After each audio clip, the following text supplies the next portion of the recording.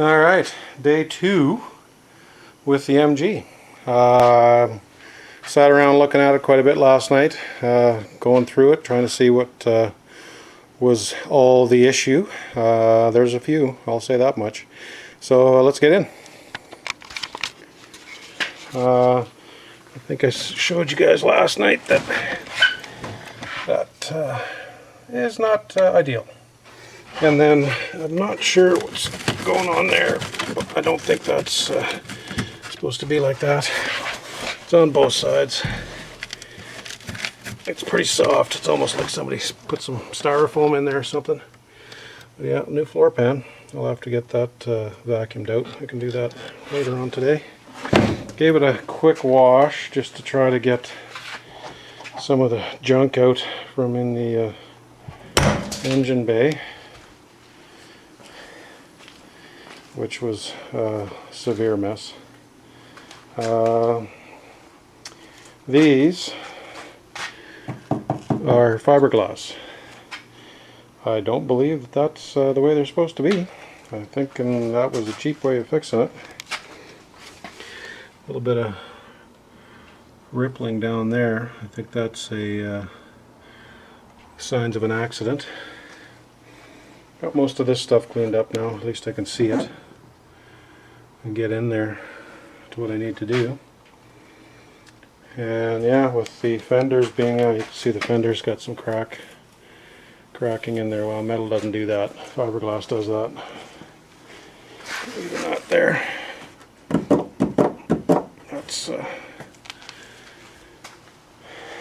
That's fiberglass, so I'm gonna have to do some research on that. That's why it doesn't fit very good there. And then the rockers, the rear wheel wells again. And yeah, I did check the oil and did the radiator, and it looks good. The oil looks good. Brake booster or the brake reservoir is empty. The clutch reservoir is empty. I was able to shift in between all the gears and even pop it into reverse with no clutch. But yeah, so that's where we are. See you guys soon. Absolutely. Alright, let's see what we got under here.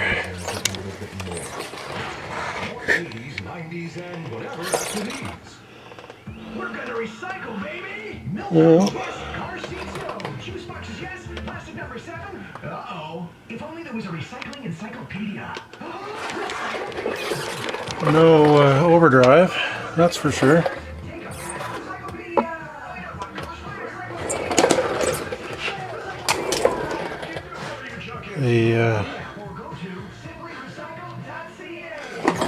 Sorry, that's probably pretty disorientating. The sills don't look too bad, other than, or the frame rails don't look too bad, other than they've obviously taken some blows. That's a bodge fix. New floor pans. I don't think they've done a very good job of it. Not by the looks of it. With that kind of stuff there. Exhaust looks nice. Put a little piece of duct tape on there, I guess. Get it all fixed up.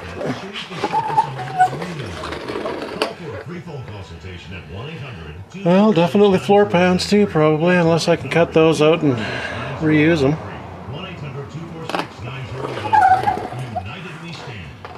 Exhaust strap. Let's check around back. Oh yeah. Right on. That's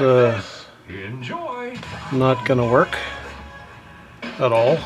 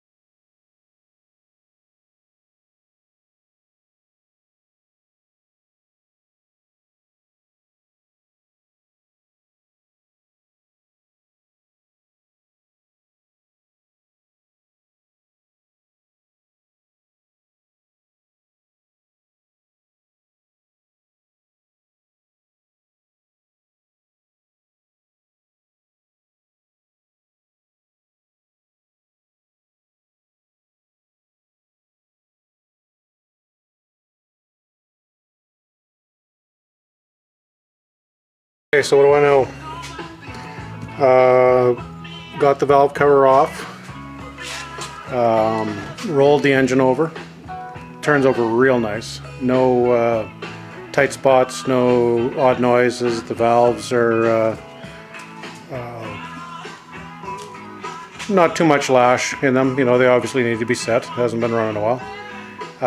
From the casting number, from what I can tell, it's a 72 to 74. There is a date stamp on it, which I believe is July 6, 1973. And that cylinder head is an 8-to-1 compression, low compression motor. And because of the way the exhaust and the inlet valves are, they're larger valves, it's apparently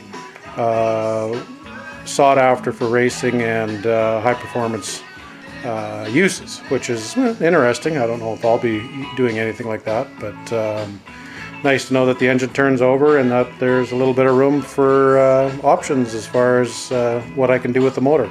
Obviously it'd have to be cammed and other things done, but we will see what goes next. Right now it's the body is of the biggest concern. I'm not too sure what I'm going to do there. We'll see. See you later.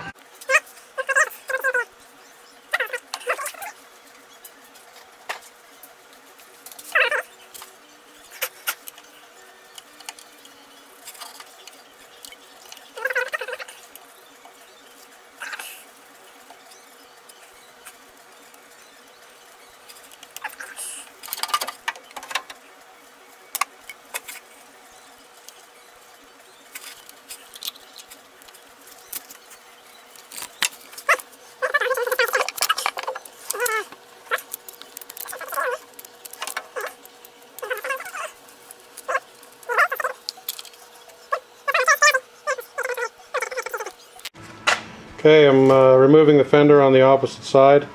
There's a bolt or a nut in here, sorry, a bolt head access from the inside here. Looks like there's another one there, possibly another one there. They're accessed from inside the cab. I got that one out. It doesn't appear that that one's there, nor does it appear that that one's there either. There's two bolts down at the bottom that hold it to the frame, or to the sill skin, I guess. And then there's another one here on the front that I've just broken off because it's in terrible shape. Oh, that's probably was holding it in as well. Yeah, so, and then this here, from what I can see, this is the antenna. It has to come off after the fender's off, because I can't, there's no way to access it from inside the car. So yeah, these three here have to be accessed from inside the car, and it's a pain in the butt. On the window trim, B-pillar window trim here, just got to pull these 4 screws out, and then this just comes out, and then behind those screws are the 4 screws that hold in the actual window itself. So yeah, these ones here on the other side, I had to drill out the bottom one. These ones here, I think I'm going to have to drill out each of them to get them out. Okay, so I have progressed a little ways here. I've gotten the interior pretty much stripped out of it. Seats were a pain in the ass. Of course, the driver's seat is busted, so that's no good. And we got daylight in the front corner on the tunnel wall there.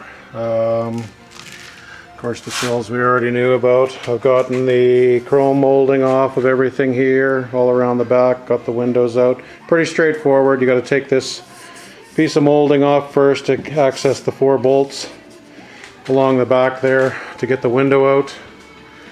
And then, yeah, after that you just undo the little screws in these holes here along all around, and then they just pop right out.